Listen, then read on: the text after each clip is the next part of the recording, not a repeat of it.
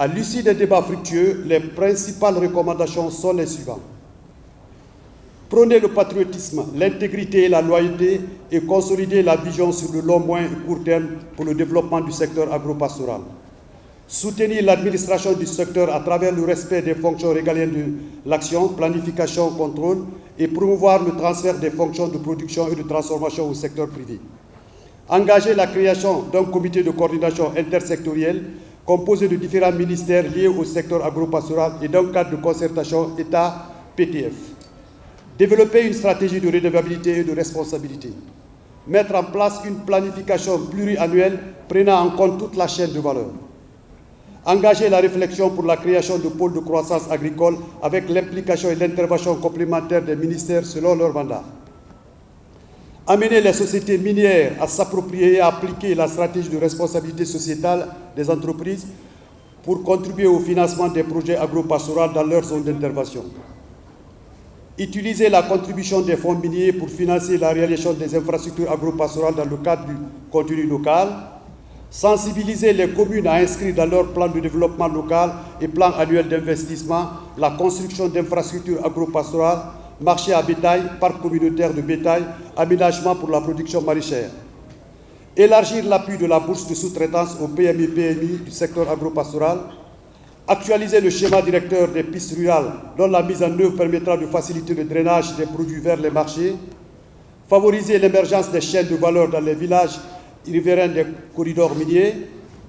Poursuivre la réhabilitation des carrières des mines pour le développement des activités agricoles et la foresterie en donnant la priorité aux essences naturelles. Instituer la certification des domaines réhabilités par les sociétés minières qui les ont exploités. Renforcer les capacités des entreprises locales en vue de les rendre compétitives dans les appels d'offres, encourager les PMI et autres acteurs des secteurs à utilité publique à s'approprier et appliquer la loi sur le contenu local,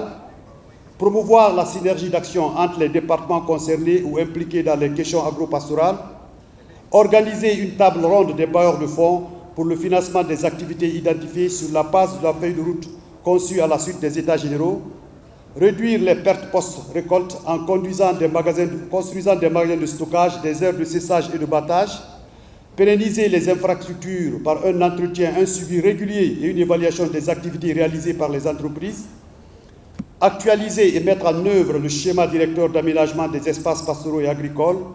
procéder à la construction des abattoirs régionaux et des aires d'abattage répondant aux normes pour aider les ruraux à s'approprier en viande de qualité,